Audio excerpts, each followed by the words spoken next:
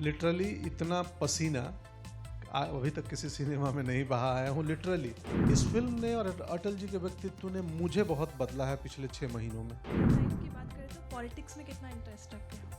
हम बिहारी हैं,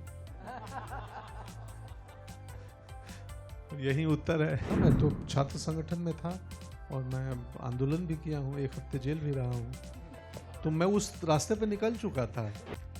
मैं लिटरली इतना पसीना अभी तक किसी सिनेमा में नहीं बहा आया हूँ। लिटरली बहुत तकलीफ होती थी, खून भी बहा है वो दिन को, तो खून पसीने से बनी हुई फिल्म है। और दूसरी चीज़ कि वो रिसर्च में तो लिटरली मेकअप और मैंने शूटिंग की पार्ट बताई।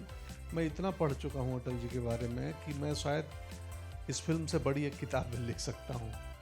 मैंने जितने उनके बारे में किताबें लिखी गई हैं, जो रिटेन मटेरियल मिला, जो इंटरव्यूज़ मिले पुराने भारत के अलग अलग जर्नलिस्टों का, सब देख चुका हूँ।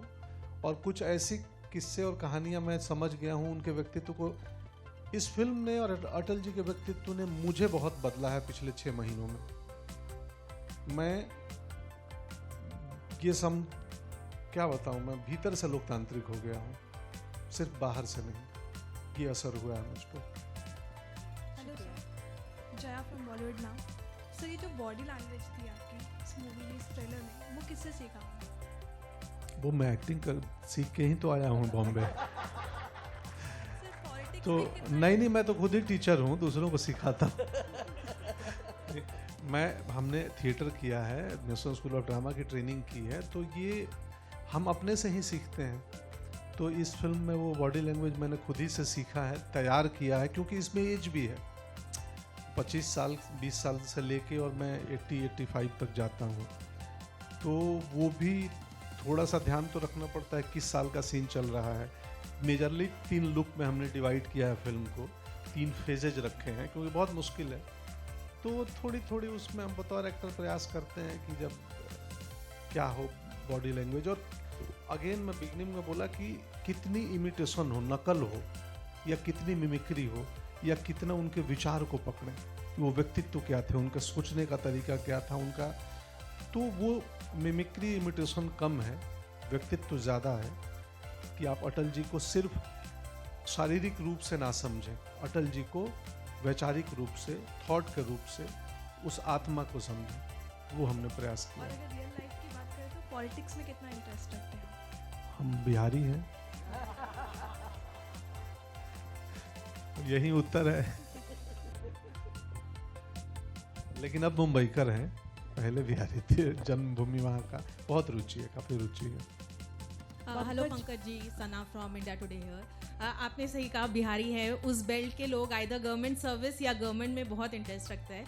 आपने कहा कि जब आप नहीं जानते थे कि आप अभिनेत्र बनेंगे, कभी सोचा था कि पॉलिटिक्स या एटलीस्ट IAS बनने का सपना था? हाँ, मैं तो छात्र संगठन में था और मैं आंदोलन भी किया हूँ, 1 हफ्ते जेल भी रहा हूँ, तो मैं उस रास्ते पे निकल चुका था। फिर थोड़ी देर बाद पता चला कि बहुत मुश्किल, कांटे भरे मार्ग हैं राजनीति की। तो फिर मैंने वहाँ से यूटर्न लिया और स्ट्रीट थिएटर देखने लगा। और स्ट्रीट थिएटर से लेफ्ट में कालिदास रंगालय था, प्रोसेनियम थिएटर पटना का, उसमें चला गया। और फिर मुझे लगा कि ये ज़्यादा बेहतर है, यहाँ कम से कम बोल के एक्टिंग होती है कि एक्टिंग में कर रहा हूँ। बट क्योंकि अभी इतनी पॉपुलैरिटी हो गई है, वोट्स तो डेफिनेटली आपको मिल रहे हैं। पंकज जी, सोचा है कभी फ्यूचर में शायद वो सपना पूरा करने वाले हो आप? नहीं, अभी तक ये दुकान अच्छी चल रही है। पर नहीं, अगर आप पॉलिसी में ज़मीनी बदलाव चाहते हैं तो राजनीति में गए बिना संभव नहीं है। समाज सेवा से एक हद तक कर सकते हैं, बहुत छोटे स्तर पे। पॉलिसी में बदलाव, बड़े बदलाव के लिए राजनीति ही एक मार्ग है। दुनिया चलाने का अभी तक एक डेमोक्रेटिक वे ही एक वे है। एक और क्वेश्चन पंकज जी पूछूंगी कि आपने कहा कि काफ़ी चेंजेस आपके अंदर आए पिछले 6 महीने में, बट कोई एक क्वालिटी जो आपको लगा हो कि ये अटल जी के अंदर भी था और मेरे अंदर भी है, जो एक सिमिलैरिटी आपको दिखी हो आप दोनों में? संवेदना में बहुत, वो जो EQ जिसको बोलते हैं ना, आप सब मॉडर्न भाषा में EQ, हम लोग संवेदना उसी को बोलते हैं, इमोशनल क्वेश्चन।